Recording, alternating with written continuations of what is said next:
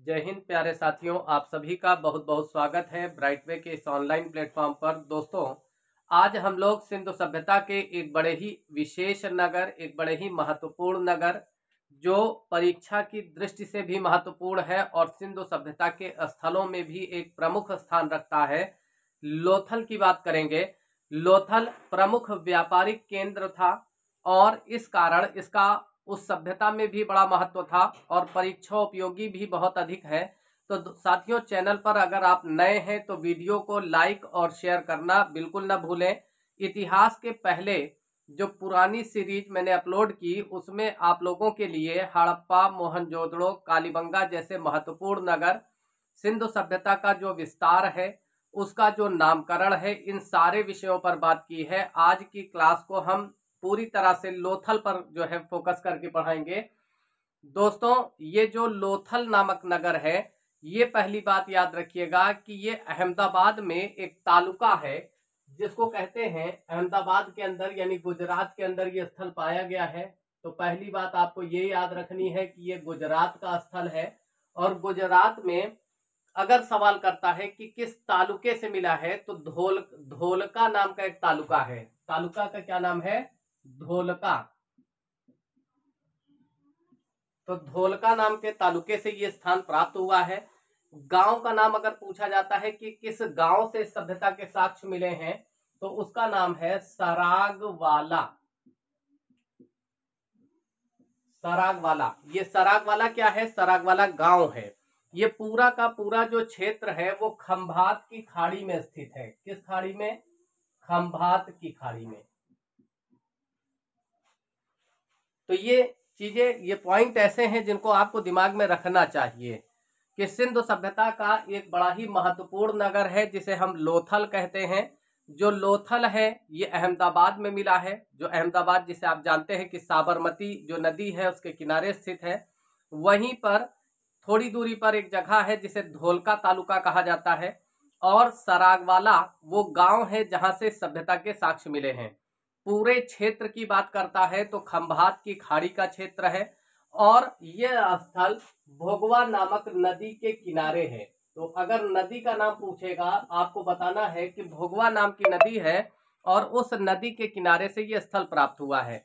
खोजकर्ता की अगर बात करें तो S.R. राव ने इसे 1954 में खोजा था। S.R. राव द्वारा इसको खोजा गया और किस वर्ष में? तो 1954 में, यानी 1954 में, 1954 में ये स्थल खोजा गया। इसकी खास बात यह है दोस्तों कि यहाँ से 20 समाधियां मिली हैं। कितनी समाधि प्राप्त हुई है? तो कुल 20 समाधियां प्राप्त हुई हैं। इनमें से 3 समाधियां ऐसी हैं जो युगमित हैं। यानी 3 समाधियां किस प्रकार की हैं? युगमित हैं। अब युगमित का मतलब क्या है? युगमित का मतलब यह होता है कि इसमें महिला और पुरुष दोनों का एक साथ ही समाधान किया गया है। इस बात से तमाम सारे इतिहासकार ये अनुमान लगाते हैं कि उस समय सती प्रथा का प्रचलन रहा होगा। जैसा कि आप जानते हैं, सती एक ऐसी प्रथा है जिसमें किसी व्यक्ति जो है, कोई व्यक्ति जब मर जाता था तो उसकी पत्नी को उसके साथ जलती हुई चिता पर बैठने के लिए विवश किया जाता था। एक प्रकार की कुप्रथा थी जिसे समाज में बाद में जो है राजा राम मोहन राय के प्रयासों से खत्म कर दिया गया।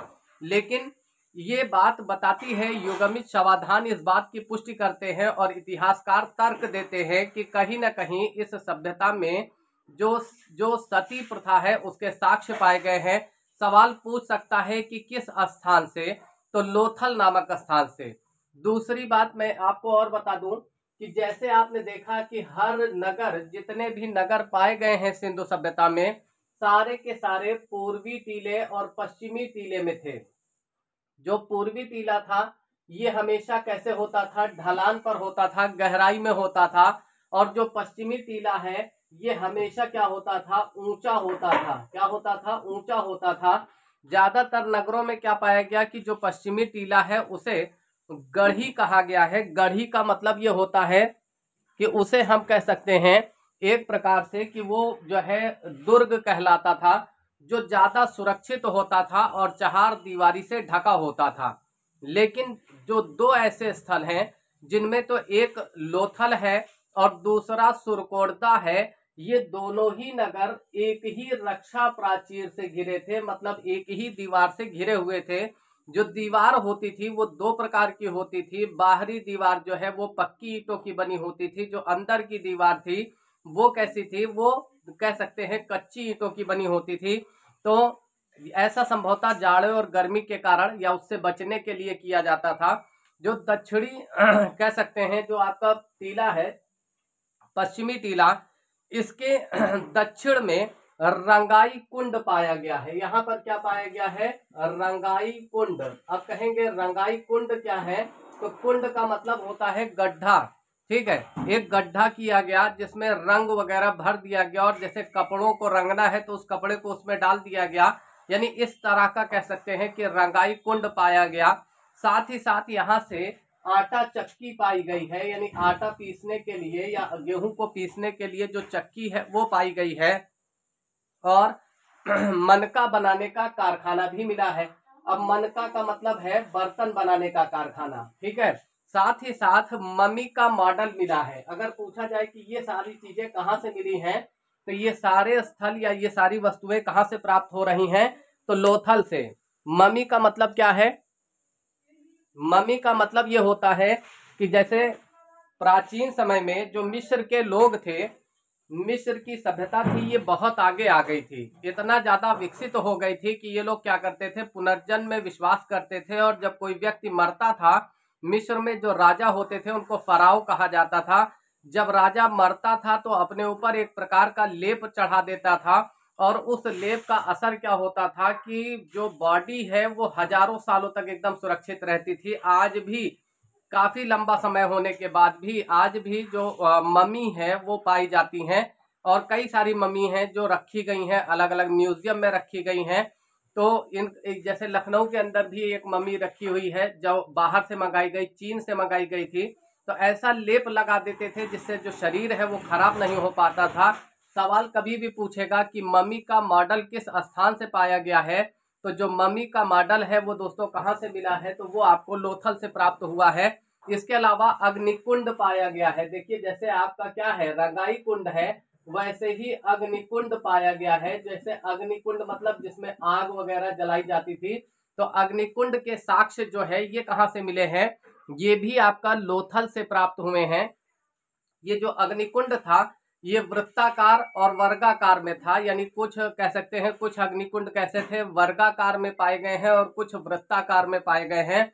इसी तरह से यहाँ से चावल और बाजरे की साक्ष्य मिले हैं, यानी ये लोग चावल और बाजरे से परिचित थे। तो चावल की खेती के साक्ष्य या बाजरे की खेती के साक्ष्य अगर कभी भी क्वेश्चन करता है तो वो आपका लोथल से प्राप्त हुआ है।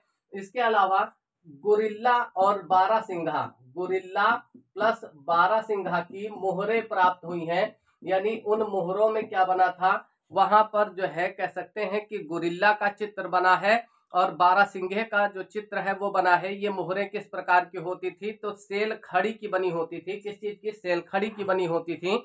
अब एक मोहर ऐसी भी पाई गई है जिसमें दो मुख बने हैं, और दोनों मुख किसके हैं, राक्षस के हैं। किसके हैं, राक्षस के हैं। यानी दो मुखों वाले राक्षस का जो चित्र है वो कहां से पाया गया है, तो लोथल से। ऐसी मुहरें आमतौर पर अगर देखा जाए तो भारत में नहीं थी, बल्कि ये फारस में थी। यानी इस बात से ये पता चलता है कि जो सिंधु सभ्यता के लोग हैं वो कहीं ना कहीं जो विदेशी व्यापार करते थे, यानी फारस की अगर मुहरें यहाँ आई हैं तो इसका मतलब भारत का व्यापार जो है वो मिस्र और फारस जैसे देशों से होता था।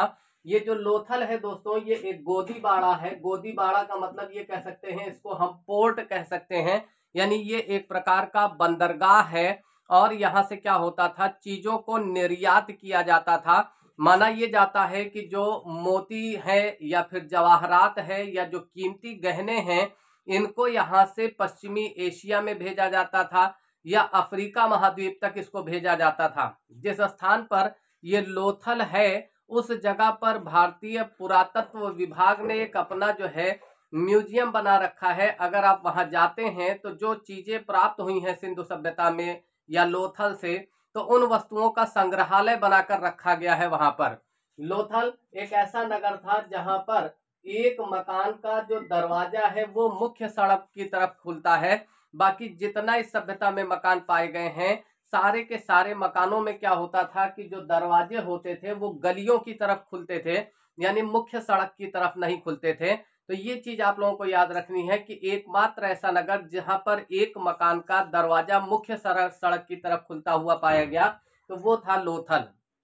बाकी की जगहों पर क्या हुआ है कि जो दरवाजे खुलते थे वो सब पीछे की तरफ यानी गलियों की तरफ खुलते थे। साथ ही साथ ये लोग क्या करते थे, नाप तौल के जानकार थे, तो नाप तौल का इनको पूरी जानकारी थी। इसके अलावा यहाँ से एक तराजू भी प्राप्त हुआ है, और तराजू का मतलब जैसे कोई चीज नापना तौलना है तो उसके लिए तराजू की भी व्यवस्था यहाँ लोथल से प्राप्त हुई है। इसी तरह से यहाँ से शतरंज के बोर्ड के नमूने भी प्राप्त हुए हैं। तो ऐसा माना जाता है कि जो शतरंज का खेल है ये भारत से ही आरंभ हुआ है। और याद रखिएगा, शतरंज के एक बोर्ड में जो खाने हैं, अगर पूछा जाए कि वर्गों की संख्या कितनी है तो आप बताएंगे कुल 64 वर्ग होते हैं, यानी 64 खाने होते हैं। तो दोस्तों आशा कर रहे हैं कि आज की वीडियो आपको काफी सारे नए कंटेंट दे रही होगी, काफी सारी जानकारियां आपको दी होगी। आप चैनल पर नए हैं तो वीडियो को लाइक शेयर जरूर करिएगा। और साथ ही अगर आप किसी भी सब्जेक्ट का, इतिहास या फिर राजनीति या भूगोल का अगर आप पेड बैच लेना चाह रहे हैं तो हमारे इस कांटेक्ट नंबर पर आप संपर्क कर सकते हैं। और किसी भी परीक्षा के लिए, ठीक है, अगर आप मान लीजिए पीजीटी देने जा रहे हैं, टीजीटी देने जा रहे हैं, या पीसीएस और समीक्षा अधिकारी की मुख्य परीक्षा आपको देनी है, और आप ज्योग्राफी पढ़ना चाह रहे हैं, हिस्ट्री पढ़ना चाह रहे हैं, या फिर पॉलिटी पढ़ना चाह रहे हैं, तो तुरंत इस नंबर पर संपर्क करें। हमारे यहाँ आप लोगों को सारी की सारी चीजें मिलेंगी, और एकदम डिस्क्रिप्टिव प्लस ऑब्जेक्टिव क्लास दोनों आप लोगों को मिल जाएगी। तो मिलते हैं अगली वीडियो में साथियों, जब तक के लिए नमस्कार।